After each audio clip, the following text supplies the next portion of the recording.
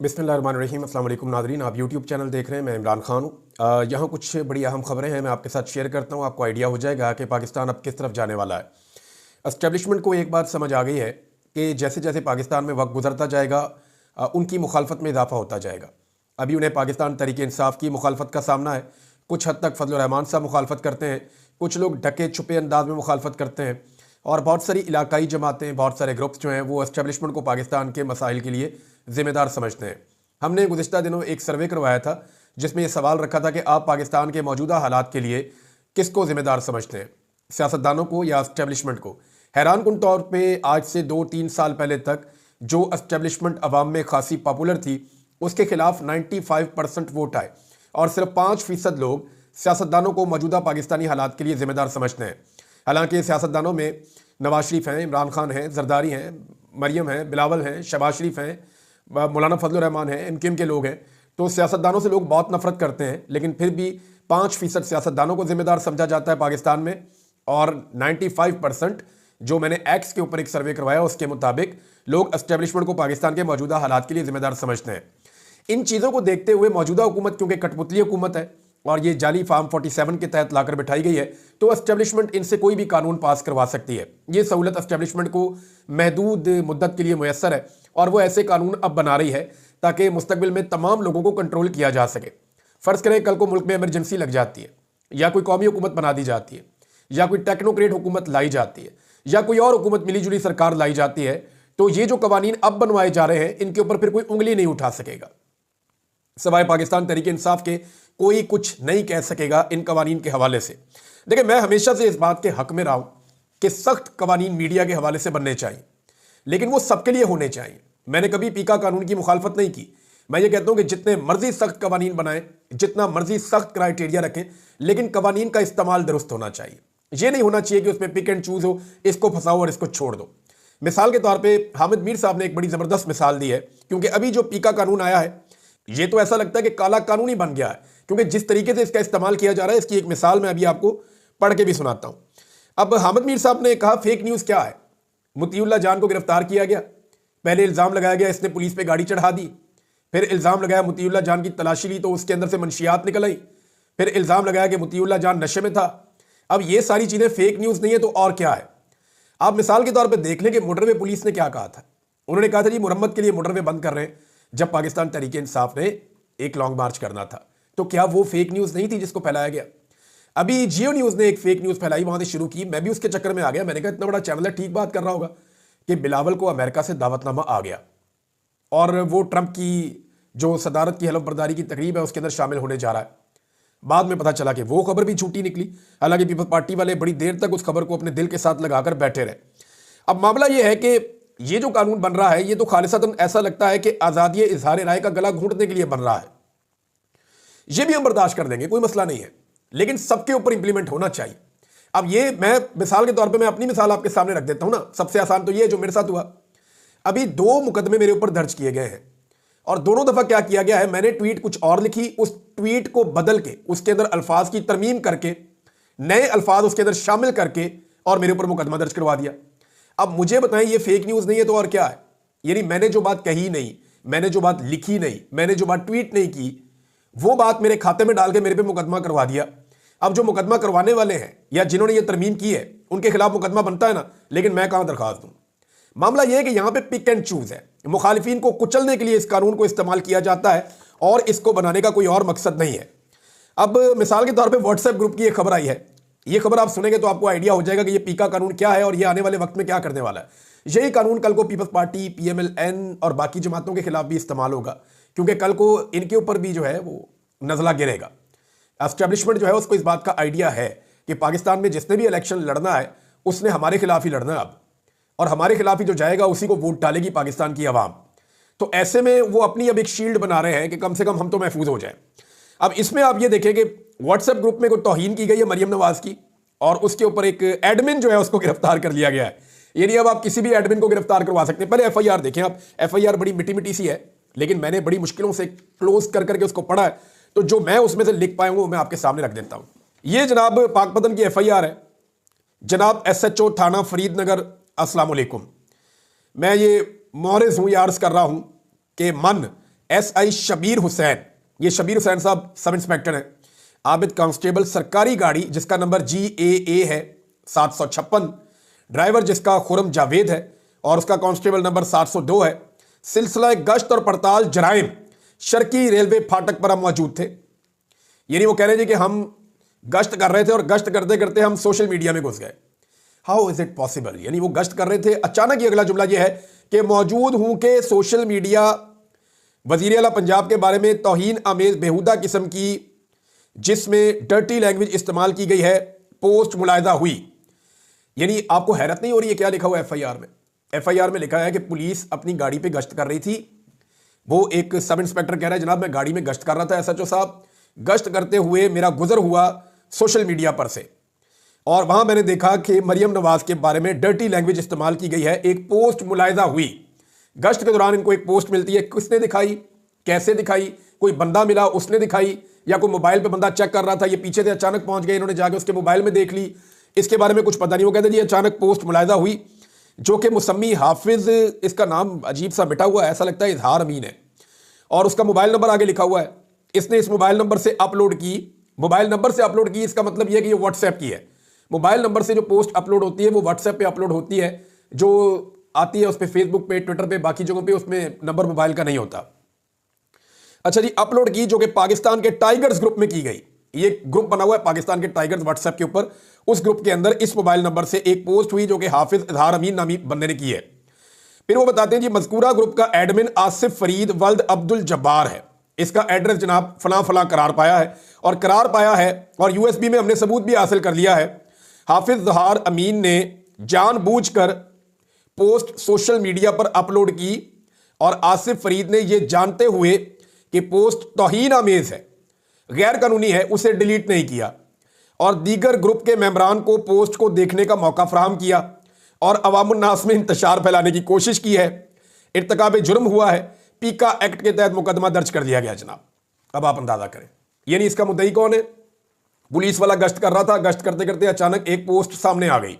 ऐसे डिजिटल दौर में हम जी रहे हैं कि पुलिस वाला गाड़ी चला रहा है, अचानक सोशल मीडिया की सामने आकर खड़ी हो जाती है पोस्ट और वो देखता है अच्छा व्हाट्सएप ग्रुप के अंदर ये चल रहा है और फिर उसके बाद यानी कोई उसको बताता नहीं है, बीच में कोई लिंक नहीं है, यानी ये FIR रद्दी की टोकरी में जाएगी। लेकिन ये काटी क्यों गई इसको जरा आप समझें।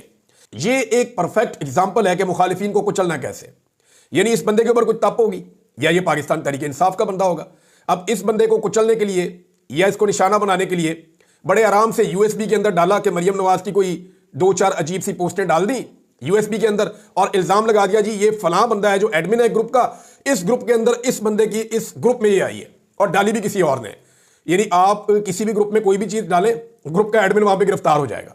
कितना आसान है, ग्रुप के अंदर कोई भी चीज डालें और ग्रुप का एडमिन गिरफ्तार, कि जनाब उसने चाहे देखी भी ना हो पोस्ट, उसको पता भी ना हो, वो बेचारा कहीं अस्पताल में पड़ा हो या वो कहीं बेचारा एतकाफ में बैठा हुआ है फर्ज करें, ग्रुप एडमिन और मोबाइल उसके बाद है ही नहीं, पीछे से कोई और बंदा बीच में पोस्टें डाली जा रहा है, वो ईद वाले दिन गिरफ्तार हो जाएगा। वो इसलिए गिरफ्तार हो जाएगा कि उसने डिलीट नहीं की। तो ये जनाब एक FIR की गई है। अब मुखालिफिन को कैसे कुचला जाएगा इसका आप अंदाजा लगा सकते हैं। आज़ादी इजहार राय पाकिस्तान के अंदर तकरीबन खत्म हो गया है। ये ऐसा लगता है कि डिक्टेटर का ज़ियाउल हक का दौर भी ऐसा नहीं था जो लोग बताते हैं। परवेज़ मुशर्रफ के दौर में इतनी सख्ती नहीं थी और मीडिया के ऊपर इतनी पाबंदियां नहीं थी, बल्कि मीडिया परवेज़ मुशर्रफ के दौर में आज़ाद हुआ था और इस दौर के अंदर तो मीडिया को तबाह बर्बाद कर दिया है। और ये सारा काम एस्टेब्लिशमेंट ले रही है अपनी अर्दली हुकूमत से और अर्दली हुकूमत वो काम करती चली जा रही है। इनको पता भी नहीं चलेगा कल को यही डंडा इनके सर पे पड़ेगा। और आप अंदाजा करें इनकी सोच का कि मरियम नवाज के एक नून लीगी MPA है और ये खातून है जिससे टिकटॉकर वज़ीर आला हाथ मिलाना भी पसंद नहीं करती। मैंने कुछ वीडियोस देखी हैं। अब ये कहती है जी नहीं मैदर पंजूथा, वो एक लड़ाई होगी उनकी नून लीगी बंदे के साथ, हाथापाई तक मामला नहीं जाना चाहिए और ना ही किसी को किसी की भी निजी जिंदगी में जाना चाहिए। ना नून लीग को ऐसा काम करना चाहिए, ना PTI को ऐसा काम करना चाहिए। निजी जिंदगी में तो बिल्कुल नहीं जाना चाहिए। आप मेरा सारा करियर उठाकर देख लें, मैंने कभी किसी की निजी जिंदगी के ऊपर अटैक नहीं किया। मेरे सारे वीलॉग उठा के आप देख लें। अच्छा, अब इसमें हुआ यह है कि नईम हैदर पंजूथा साहब को वो कह रही है कि इंतजार पंजूथा की तरफ गायब कर दो ताकि ये ठीक हो जाए। यानी आप अंदाजा करें इनकी घटिया और गंदी सोच का। यानी ये गलाजत का ढेर नहीं है इनके दिमाग में तो और क्या है। जबरी गुमशुदगी को कोई शख्स ऐसे जस्टिफाई कर सकता है? यानी इस बात को ये जस्टिफाई कर रहे हैं कि ये इस पॉलिसी का हिस्सा है कि इंसानों को जबरी तौर पे लापता किया जाए, उनके साथ जुल्म और जबर किया जाए। इंतजार पंजूथा जिन हालात से गुजरे वो कहते जी नहीं पंजूथा को भी उन हालात से गुजारो। इन्हें आइडिया नहीं है कि कल को ये हालात अगर आपके साथ होंगे तो हम आपके लिए भी आवाज उठाएंगे। जुल्म और बर्बरियत के साथ ये लोग खड़े हैं आज। इनको इक्तदार के नशे में बिल्कुल भूल गया है कि इंसानी हुकूक भी कोई चीज होती है। तो नाज़रीन, सिंपल बात यह है कि अगर पाकिस्तान की जो गवर्नमेंट है या एस्टेब्लिशमेंट है, ये अमरीकियों की मिन्नतें और तरले करने की बजाय या उनसे जाकर भीख मांगने की बजाय ये जेल में चले जाएं और जाकर इमरान खान साहब से गुजारिश कर लें कि साड़ी बस हो गई है, तो इमरान खान साहब इनको ज़्यादा बेहतर वे फॉरवर्ड बता देंगे और इमरान खान साहब इनको ज़्यादा बेहतर रास्ता दे देंगे इस सारे क्राइसिस से निकलने के लिए। लेकिन आप कुछ भी कहें कि ये लोग पाकिस्तानी तो है ना, इमरान खान पाकिस्तानी है, इमरान खान मुहिब वतन आदमी है, ये सब जानते हैं।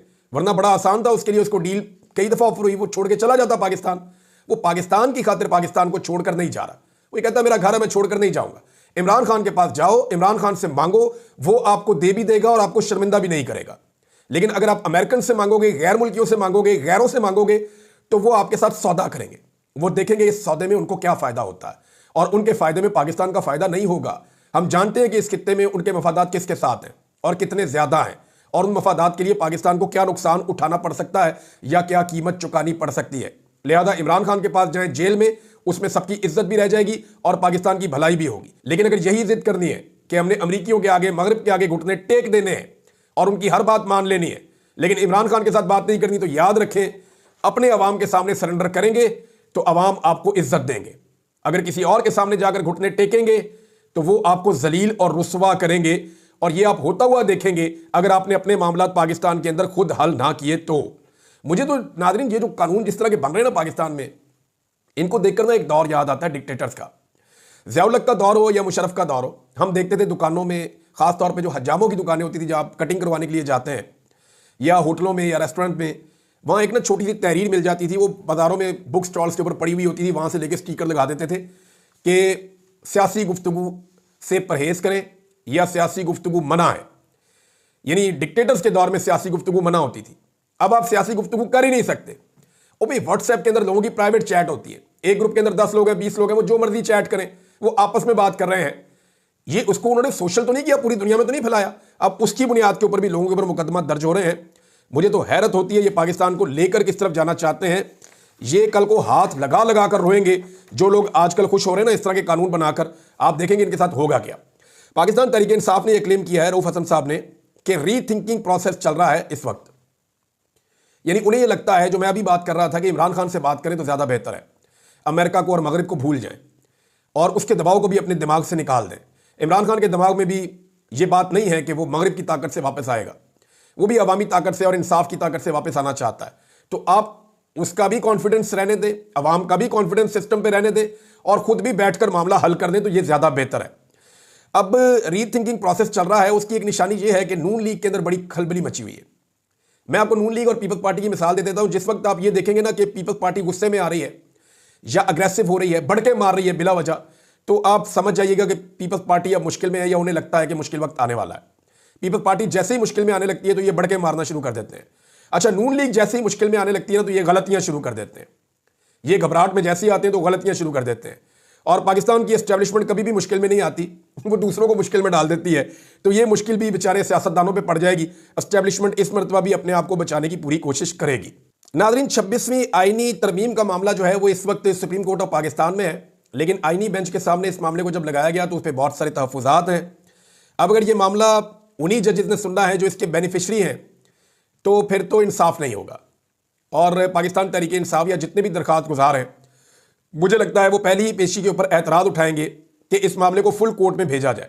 सबसे पहले इस बेंच को इस बात का फैसला करना पड़ेगा कि इस अहम तरीन मामले को, जो 26वीं आईनी तरमीम से मुताल्लिक है, क्योंकि ये आईनी बेंच बनने से पहले का केस दायर किया गया है, ये जो दरख्वास्त दायर की गई है, अपील दायर की गई है, ये आईनी बेंच बनने से पहले दायर की गई है। लिहाजा इसको फुल कोर्ट के सामने भेजा जाए। ये मुतालबा इतने ज़ोरदार तरीके से आएगा और इतने ज़ोरदार तरीके से पूरे मुल्क में होगा कि ये मुश्किल हो जाएगा कि आईनी बेंच ही इस मामले को सुने। अब देखते हैं होता क्या है, लेकिन 26वीं आईनी तरमीम के नतीजे में जिस तरह से जजों को लगाया जा रहा है ना, अब मुझे ऐसा लगता है कि या तो कोई इनकलाब ही आएगा और इन जजेस को भी पीसीओ जजेस की तरह फारिग करना पड़ेगा, वरना अदलिया का हुलिया जितना बिगाड़ रहे हैं ना ये पूरा निज़ाम मिलके, वो ऐसा लगता है कि अगले 15 से 20 साल तक के लिए इन चीज़ों से या इन तैनातियों से अदलिया के ऊपर बड़े गहरे असरात होंगे। अब सिंध हाई कोर्ट के अंदर और इस्लामाबाद हाई कोर्ट के अंदर जो जजेस लगाए गए हैं उनके ऊपर सवालात उठ रहे हैं। अब पीपल्स पार्टी की तरफ से एक जज ने इलेक्शन लड़ा हुआ है सिंध में जो लगाए गए हैं, ये उमर दराज गुंदर साहब खबर दे रहे थे। उन्होंने ये भी बताया कि एक मुस्लिम लीग नून के रहनुमा है, उनका बेटा भी एक जो है वो जज लगा दिया गया है सिंध हाई कोर्ट में। अब इस तरह जो जजेस लगेंगे जिनकी शोहरत के बारे से या उनकी जानिबदारी के बारे में पहले से मार्केट में खबरें मौजूद हैं, या वकला या जो वकला तंजीमें हैं या जो सहाफ़ी हैं वो इस बारे में जानते हैं, तो फिर इंसाफ के इम्कानात जो हैं उनके ऊपर सवालात उठेंगे। नाज़रीन, आज़म सवाती साहब के हवाले से खबर है। इसमें एक जो स्टेटमेंट है वो आमिर डोगर साहब ने दिया। आमिर डोगर साहब ने कहा कि मेरी रावलपिंडी की खुसूसी अदालत में आज़म सवाती साहब से मुलाकात हुई और मैंने वहाँ इंतहाई दर्दनाक मंजर देखे हैं। जो हमारे कारकुनों के साथ हो रहा है ऐसा जंगी कैदियों के साथ भी नहीं किया जाता। आज़म सवाती साहब जो है वो कई महीनों से जेल में कैद है। उनका भी थोड़े दिनों में दोबारा केस लगने वाला है। पाकिस्तान तहरीक इंसाफ के रहनुमा वहाँ पे ज़्यादा जाते भी नहीं हैं उनको सपोर्ट करने के लिए, हालांकि वो एक बुजुर्ग रहनुमा है, उन्होंने इस उम्र के अंदर बहुत कुर्बानी दी है। लेकिन आज़म सवाती साहब के साथ हुआ क्या, ये आज़म सवाती साहब भी अच्छी तरह जानते हैं और इमरान खान साहब भी अच्छी तरह जानते हैं। वक्त आने पर ये सारी चीज़ें खुल जाएंगी। मैं सिर्फ इतना आपको कह दूँ आज़म सवाती साहब के बारे में कि अपने ही गिराते हैं नशे मन पे बिजलियाँ। ये बात अगर किसी पे आज की तारीख में सच्ची और सही साबित हो रही है तो वो जनाब आज़म सवाती साहब हैं। मुस्लिम लीग नून के सहाफ़ियों या बाकी लोगों वो भी अब ये मानना शुरू हो गए हैं रफ्ता रफ्ता कि ये जो कुछ भी हुआ है अलकादर यूनिवर्सिटी केस में, ये केस अब हाई कोर्ट के अंदर टिकेगा नहीं। सारा का सारा इन्हिसार इस बात पे है कि मलिक रियाज की गवाही आ जाए। मलिक रियाज ने बिल्कुल कैटेगोरिकली कह दिया है कि वो किसी किस्म की गवाही नहीं देंगे। अब पाकिस्तान में पहली मरतबा रियासत ने मलिक रियाज के ऊपर अटैक किया है। मेरे चंद सवालात हैं कि मलिक रियाज करप्ट हैं, बेईमान हैं, इसके बारे में रियासत को अभी पता चला जब उसने इमरान खान के खिलाफ गवाही नहीं दी। जब मलिक रियाज ने जरदारी के खिलाफ गवाही देने से इनकार किया तब रियासत को नहीं पता चला। जब मलिक रियाज ने नवाज शरीफ के खिलाफ और बाकी लोगों के खिलाफ गवाही देने से इनकार किया रियासत को तब पता नहीं चला। जब मलिक रियाज के पास से रिटायर्ड जर्नैल नौकरियां करने जाते थे, रिटायर्ड ब्यूरोक्रेट नौकरियां करने जाते थे, तब रियासत को पता नहीं चला। जब मलिक रियाज कई कई मिनट के इश्तिहारात टीवी चैनल्स को दे रहा था तब रियासत को पता नहीं चला। जब रियासती इदारे मलिक रियाज से चैरिटी के नाम के ऊपर बेशुमार काम ले रहे थे तब रियासत को पता नहीं चला। अब अचानक से दो चीज़ें हुई हैं। एक तो मलिक रियाज ने जिद पूरी नहीं की, उसने कहा जी मैं गवाही नहीं देता, झूठी गवाही मैंने नहीं देनी। और दूसरी चीज़ ये हुई है कि जो रियल स्टेट माफिया है पाकिस्तान में, माफिया इसलिए इसको कहूँगा कि इन्होंने पाकिस्तान का नक्शा ही बदल दिया है। बेशुमार ज़मीनें हैं जहाँ पे हरियाली होती थी, जंगल हो सकता था, जहाँ पे नेचर थी, उन सारों को तबाह करके वहाँ सोसाइटियाँ बना दी हैं और आधी से ज़्यादा सोसाइटियाँ अभी भी खाली पड़ी हैं, प्लाटों का कारोबार हो रहा है। तो रियल स्टेट माफिया के कारोबार को धचका लगा है मलिक रियाज के पाकिस्तान से बाहर कारोबार शुरू करने की वजह से। तो सोने की जो अंडे देने वाली मुर्गी है वो इनके हाथ से निकल गई है। तो ये दो वजूहात हैं जिस बिना पे आजकल मलिक रियाज के ऊपर वो लोग भी उछल कूद कर रहे हैं जिन्होंने सारी जिंदगी मलिक रियाज का नाम लेने की कभी जुर्रत नहीं की थी। तो नाजरीन, अब तक के लिए इतना ही। अपना ख्याल रखिएगा, अपने इस चैनल का भी। अल्लाह हाफिज़।